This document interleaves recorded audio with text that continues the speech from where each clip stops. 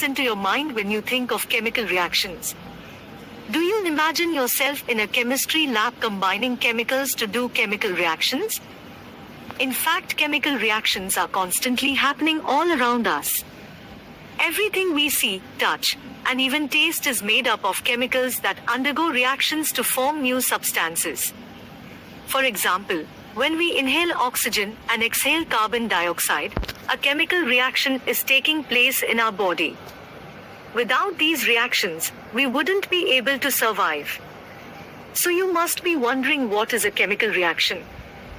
Well, chemical reaction happens when a chemical change occurs, changing the identity of a substance.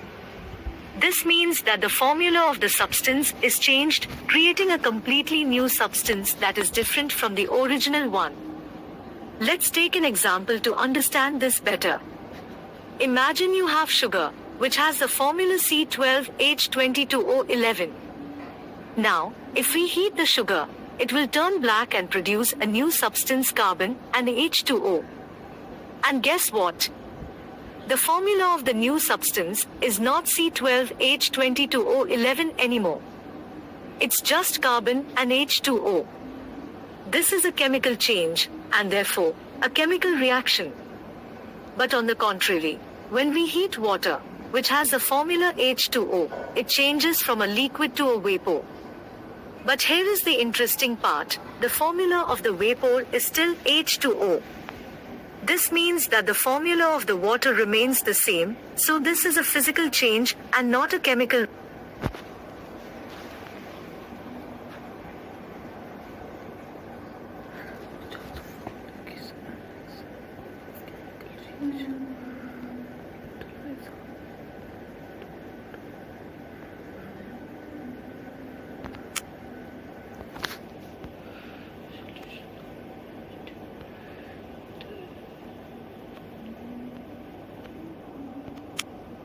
Chemical reaction.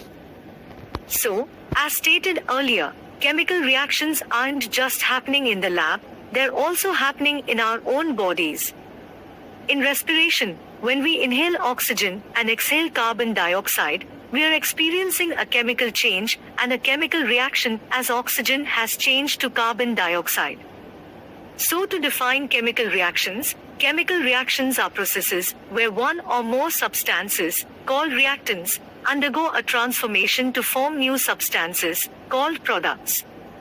Now moving on to the next topic, which is an important question from CBSE board perspective. How can you identify that chemical reaction has taken place? There are 4 key observations that can signal a chemical reaction is taking place. Firstly, there can be a change in color. Secondly, a change in state may occur. Thirdly, gas may be liberated during the reaction. And finally, there may be a change in temperature. By making these observations, we can tell that a chemical reaction is happening.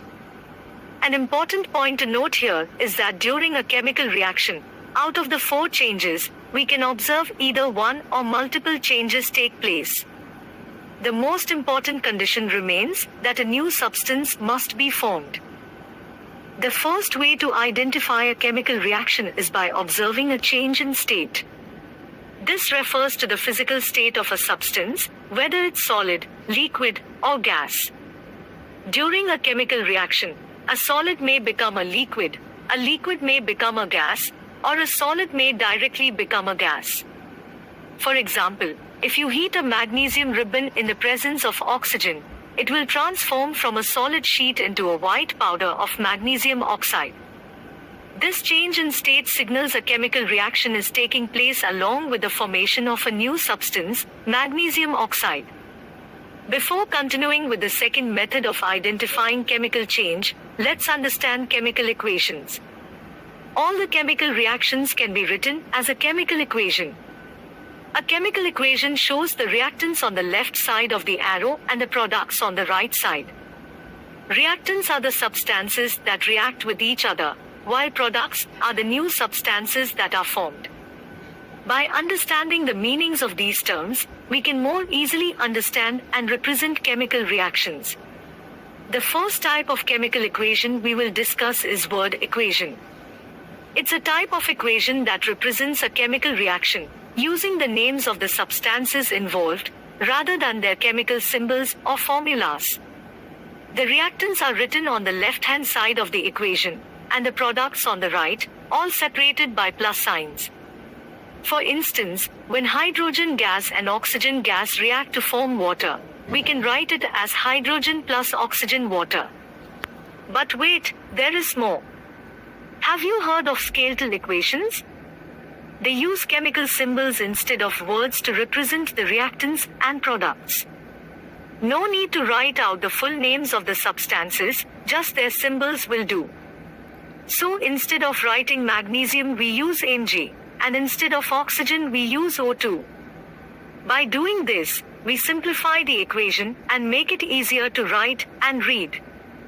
And just like that, we can write the skeletal equation for the reaction between magnesium and oxygen to form magnesium oxide, Mg plus O2 MgO.